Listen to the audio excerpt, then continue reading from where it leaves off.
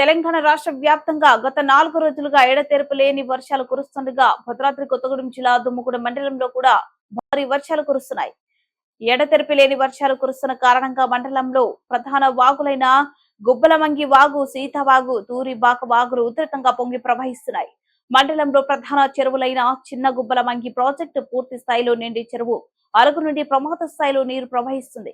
దీంతో పాటు మండలంలో పెద్ద చెరువులైన గంగోలు చెరువు, కొంగవాగు చెరువు, తులసమ్మ వాగు చెరువు తదితర చెరువులు పూర్తి స్థాయిలో నుండి అలుగుల నుండి బయటకు నీరు ప్రవహిస్తుంది. మండలంలో గల చిన్న చెరువులు, కుంటలు కూడా పూర్తి స్థాయిలో నుండి నిండు కుండలను తలపిస్తున్నాయి. గుబ్బల మంగి వాగు ఉధృతంగా ప్రవహిస్తూ ఉండటంతో పెద్ద నల్లబల్లి గ్రామం మీదుగా ఛత్తీస్గఢ్ రాష్ట్రానికి వెళ్లే ప్రధాన రహదారికి లక్ష్మీపురం గ్రామం వద్ద భారీగా వరద నీరు చేరడంతో గౌరవరం, పైడిగూడెం ఆయా ప్రాంతాలకు రాకపోకలు స్తంభించాయి.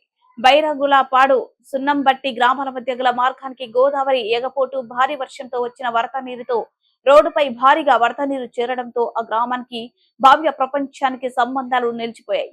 ఆ గ్రామం జల దిగ్బంధంలో ఉంది. మరోపక్క గోదావరి కూడా క్రమేపీ పెరుగుతుంది. దుమ్ముగూడెం ఆయకట్ట వద్ద గోదావరి ఉగ్ర రూపం దాల్చింది. శుక్రవారం నుండి శనివారం మధ్య వరకు దుమ్ముగూడెం మండలంలో 7.5 సెంటీమీటర్ల వర్షపాతం నమోదైంది.